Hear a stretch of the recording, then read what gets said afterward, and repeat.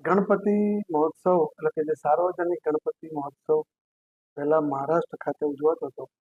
હવે એ મહારાષ્ટ્રની સીમાઓ છોડીને દેશના ઘણા બધા રાજ્યોમાં તહેવારની ઉજવણી થાય છે.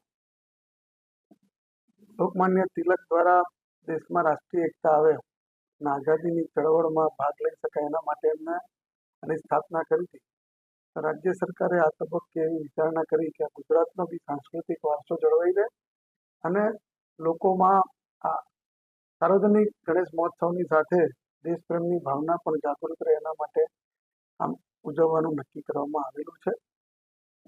જેમાં જ્યાં જ્યાં આ સાર્વજનિક ગણેશ મહોત્સવ રાજ્યમાં જે જિલ્લામાં જે મહાનગરપાલિકામાં થાય એની થીમ દેશભક્તિની બને, એની થીમ સ્વદેશી વસ્તુઓ વપરાય, ઓપરેશન સિંદૂર પ્રકારની થીમ બને અને આવા વિવિધ થીમ ઉપર જો તમે ગણપતિજીના પંડાલ બનાવવામાં આવે તો પૂજા અર્ચનાની સાથે દેશભક્તિ અને આપણો જે સ્વાભિમાન છે અત્યારે જે રીતે આપણે સ્વદેશી વસ્તુ વાપરવી જોઈએ એનો આપણે સારી રીતે પ્રચાર પ્રસાર પ્રજા સમક્ષ કરી શકીએ.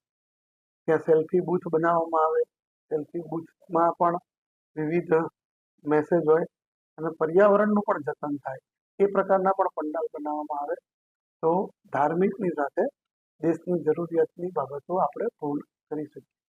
આના માટે રાજ્ય સરકાર તરફથી પ્રથમ કૃતિને ₹5 લાખ, દ્વિતીય કૃતિને ₹3 લાખ અને તૃતીય કૃતિને ₹1.5 લાખ ઇનામ આપવાનું નક્કી કરેલું છે અને 5 સાંત્વના પુરસ્કાર એટલે કોન્સોલેશન પ્રાઇઝમાં ₹1 લાખ આપવાનું નક્કી કરેલું છે. આના માટે એક કમિટીની રચના કરવામાં આવી છે, જેમાં મહાનગરપાલિકા હશે તો કમિશનર અધ્યક્ષ હશે અને જિલ્લાની કમિટીમાં કલેક્ટર અધ્યક્ષ સ્થાને સભ્યો ડીડીઓ શ્રી સભ્ય હશે, એસપી શ્રી સભ્ય હશે અને બીજા સભ્યો સાથે એમાં આપણે નક્કી કરવામાં આવશે ને રાજ્ય સરકારને એની વિગતો મોકલવામાં આવશે. આના માટે જે જગ્યાએ સાર્વજનિક મહોત્સવ માટેનું પંડાલ બનાવવાનું છે તેમને આપણા યુવા વિકાસ અધિકારીની કચેરી લાલબાગ ખાતે આવેલું ત્યાંથી એક ફોર્મ મેળવી અને એ ફોર્મ ભરવાનું રહેશે અને આ ફોર્મની વિગતો પરથી અમારી ટીમ મુલાકાત લેશે ને મુલાકાત બાદ જે યોગ્ય લાગશે એને અમે રાજ્ય સરકારને અમે સાદર કરીશું. મહાનગર અને જિલ્લા બંનેની અલગ અલગ સ્પર્ધા થશે.